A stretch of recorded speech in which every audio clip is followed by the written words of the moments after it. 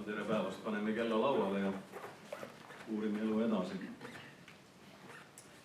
Paluti rääkida natukene tibati üldisemalt ja vastu oleks meil mõistlik, kui me teeme pikaajalisi kavasid või unistame sellest, meil oleks ehk mõistlik käsitleda seda nähtusi nagu kahes lehes.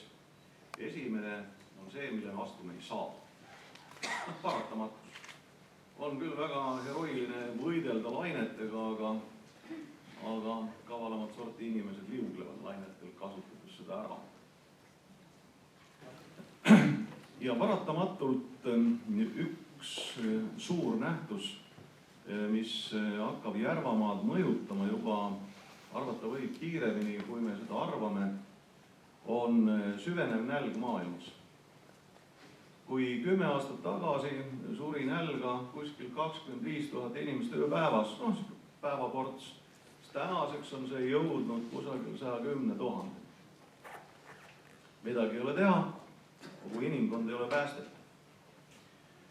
Ja paratamatult kahe tarbeaine hinnad lähevad üles ega tule enam alla. See on toit ja mage vesi. Mageda vee puudus vaata, et kasvab veel kiiremini. Ja viimasel ajal võib-olla inimestel on väike niisugune tunne, et maailmas on midagi väga juhtunud, et õudsaid teateid tuleb kogu aeg, et kusagil on mingi vulkaan, eks ole, hukka ajanud hulga inimesi ja siis tuleb koolera ja nii edasi. Võtke rahulikult. Lihtsalt küsimus on selles, et rahvast on maailmas väga palju juurde tulnud. Üle poole elanikkonnast elab juba randades, mere ääres. Mere ääres elamine on väga odav, sest meretransport on kõige odavam.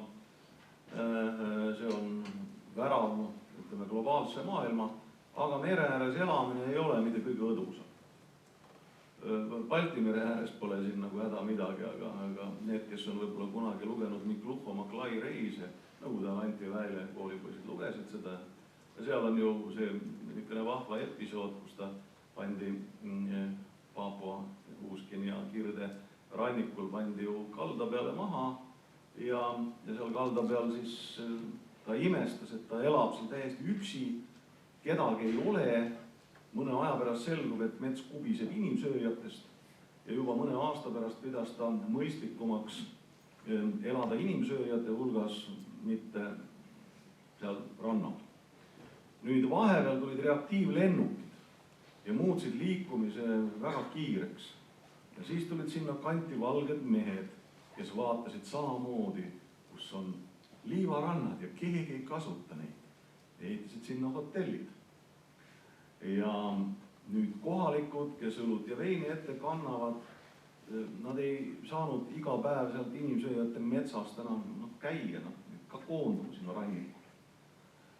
Aga vanad inimesed teadsid, et need, kes ranna ääres elavad ega hoia seal ainult oma paati, need ei anna järglasi, sest kord mõnekümne aasta pärast ta tuleb. Ja nii ta tegigi seal platsi puhtaks.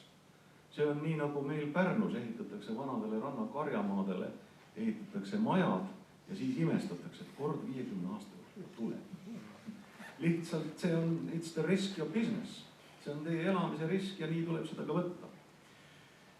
Ehk toidupuudus kasvab ja meie oludes, kus veeprobleemi nagu ei ole, on täiesti selge, et meil see protsess süveneb, mida me nimetame tehnoloogiliseks progressiks toiduainete toidu tootmisel. Kui me võtame 1934. aasta olukorda, siis Eestimaal oli teatavasti 70% rahvastikust elas maal, 30 linnas, praegu vastupidi. Maarahva hulka loetakse ka kõik need põllukülad pappmajades ümber suuremate linnade, millel pole, nagu öeldakse, üks maaeluga nagu suurt pistmist, tegemist on linnalise elukolletega. Ja see tähendab mida? See tähendab mitte midagi muud kui seda, kui tänasel päeval juba, ütleme, traktorite võimsus on nii suur, et ühe inimese voli on seal 400 hektarit, vaata, et ära harida. Ja kunagi oli 20 hektarine talu, siis lihtarvutus näitab seda, et maa tootmiseks on tarvis aga 19 taluperet on liigsed. See on asi, mille vastu me ei saa. Meie silmad ilmselt veel näevad, et maha jäetud põllumaid hakatakse ka uuesti üles harima, sest ilmselt nõudlus kasvab. Toit, maailma nälg on üks, mis hakkab Järvamaa seda elu mõjutama.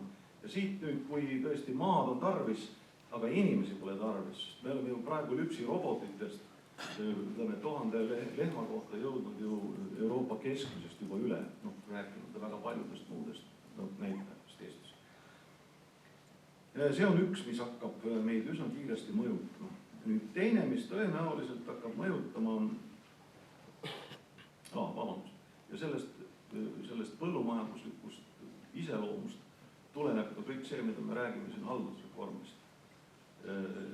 Praegu on ta läinud väga imelikku radapidi, kuna on selle ala asjatundja, siis võin lubada endale ka kriitilisi avaldusi, et taastub mingil viisil nõukogude võim. Ja selle nõukogude võimu üks ilming on see, et üleliidulised ministeeriumid asuvad looma oma ministeeriumite allasutusi ja liiduvabariikide ehk ütleme nii, et maavalitsuste seda väge ja võimu võetakse vähemaks ja sokutatakse piirkondadesse otse alluvusega ministeeriumi kõikvõimalikke osakondi või teeninduspunkte, kui seda nii võiks nimetada. Ja tekib niisugune liidulise vabariiklik olukord, mis alati tekitab segadust, kusjuures nende ametkondlike teenindus- või tegutsemispiirkonnad ei pruugi jälle maakondadega alati üldse maakonna piiridega kokku minna ja seda laadi süsteem nagu paratamatult muutub segavaks ja mul on alust arvata, et kui väga hoolsalt arvutada, siis on see ka kallim. Ses mõttes see jäme ots võiks olla riigi esindamisel maavalitsuse käes, nii nagu ta algselt oli kunagi kavandatud ja tõenäoliselt on odav. On veel üks probleem. Ja see probleem seisneb selles, et kui me tahame siin valdu kokku panna, pane neid vaeseid valdu kokku palju tahes, ja jõukamaks ikka ei lähe. Et kui te vaatate nagu seda Järvamaa kaarti, siis kui väga suures muganduses, siis ta meenutab natuke Saksamaa kaarti. Et seal lõunaosas on siis see suur Baieri maakond, mida nüüd siin Türi vallaks nimetatakse, ja üleval pool riburadapidi on see vürstiriik, eks ole. Ja Saksamaal on neid suuri ja väikeseid vürstiriike toimub päris hästi, pole sellest häda midagi, kui küsimus on nagu selles, et igasugune tsentraliseerimine toob süvendab ääremaastumist. Ja nüüd küsimus on selles, et me peame inimestele ühel päeval ütlema, et need on piirkonnad, mida me jätame tegelikult maha. Maad on tarvis tootmiseks, aga elamiseks me jätame selle maha. Me ei jõua ülal pidada tihedat teedevõrku, me ei jõua isegi elektrivõrku, 100 häda. Ja nüüd kogu küsimus on selles, et me ei saa korraldada ju staalilikku evakuatsiooni või Hruštšovlikku või Brežnevlikku. Neid hullusi me oleme ju näinud. Siin panevad inimesed, eks ole, kus on perspektiivsed asulad või mitte perspektiivsed asulad. Ja seal nüüd paratamatult tekib ju see olukord, et peaks olema mingisugune pehme süsteem, kuidas me selle maha jätame. Me postkontori kaotame ära, nüüd me ütleme, et me teeme liikuva postkontori. Aga võib-olla võiks mõelda hoopis niimoodi, kui siin oli juttu sellest, et riik võiks toetada mingeid arukaid algatusi. Ehitame välja siis mõned bussid, kus on autokauplus ja velsker ja apteek ja mõni pani siin juuksurisalongi, eks ole, et sisuliselt me hakkame teenindama liikuvas vormis, mitte me peame ööd päevad läbi neid struktuure ülal kütame ja koristame ja hooldame. See oleks nagu mõtlemise koht, sest see on paratamatus. Aga inimesi me maha jätta ei saa. Me ei saa öelda, et näed, nüüd ongi nüüd olukord, raha pole, postkontorit ei ole, poodi ei ole, seda ei ole, teist ei ole, kolmandat. Olgu ta siis ratastel, olgu siis see buss natuke suurem. Igal juhul üks niisugune kava, kuidas hõre asustusega aladel jõuda inimeseni, eks ole, alates seal meditsiinist kaubandused, see on mõtlemise koht. Nüüd edasi, midagi, millega tingimata tuleb arvestada, on see, et tõepoolest Järvamaa on ristmik, kuid praegu on, kuna jäi ära see variant, et Tallinn-Tartu kiirtee, kui te mäletate, üks variantidest oli see, et ta ju läbiks Järvamaa, Türi ja Paide vahel. Nüüd ta on teises servas. Järvamaa on unikaalne 2 keskusega maakond ja nüüd see Mäo, see kisub veel matlet 3. Seda tuleb võtta paratamatusena ja nüüd kogu küsimus on juba selles, et kui nüüd hakkab selle 3 keskuse, ütleme 2,5 keskuse, jõud hakkab kuluma omavahelisele konkurentsile, ehk teisele funktsioonid pole ära jagatud, siis hakkab see asi alla käima. See on koht, olukord, mis on eripärane ja ta tahab eripäraseid lahendusi ja hakata vaatama, et kuidas seal Kohtla-Järvel on tehtud või Pihkvas või kusagil Norrköpingis, kõik need ei tööta üldse. Ehk teisisõnu öeldes see jutu moraal sellel kohal on praegu eelkõige selles, et see on enda mõtlemise koht, mitte keegi appi ei tule. Siin polegi nagu valikut. Võib-olla mõistust võib võtta appi, kuid kusagilt veel, kuid siin tuleb see igal juhul välja mõelda. Nüüd omaette hakkab mõjuma küsimus ikkagi sellest, kust hakkab tulema see Euroopa laiusega raudtee.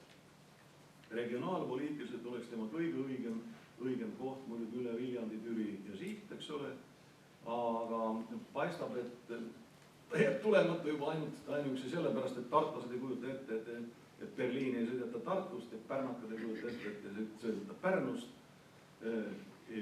Terve mõistus ütleb, et ta peaks, kuna Tartu suudab elada nii et nii, Pärnu elab oma elu tegelikult üle Rapla ja Türi peaks olema see koht, kus siis ütleme, nagu riik elavdaks mingit majandustegevust läbi selle, kuid praegu, ma võib-olla lähen liiga olupoliitiliseks, aga tekib tunne, et võib-olla sellega ei saada hakka.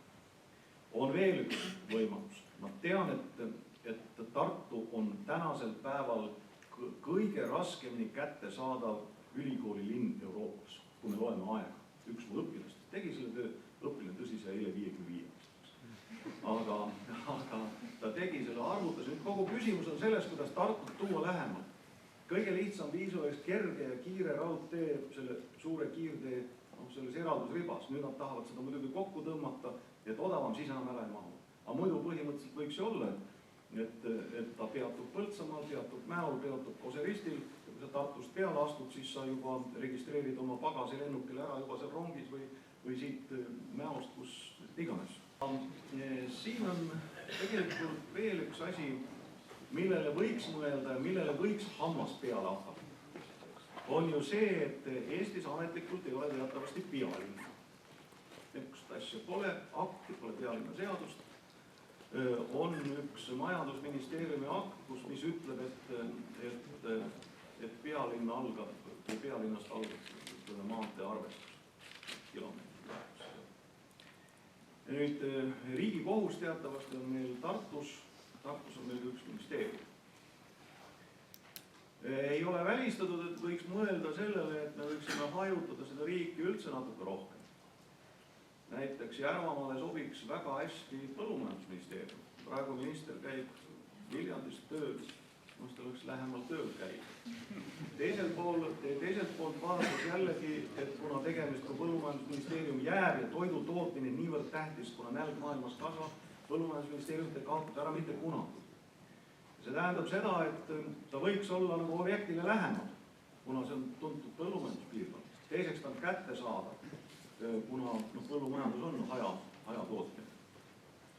See kahtlemata elavdaks siinkandi võimalusi, eriti kui see kiire tee veel tuleb nüüd Mäoni ka, eks ole, see tähendab seda, et lennuväljani ei ole väga palju maad.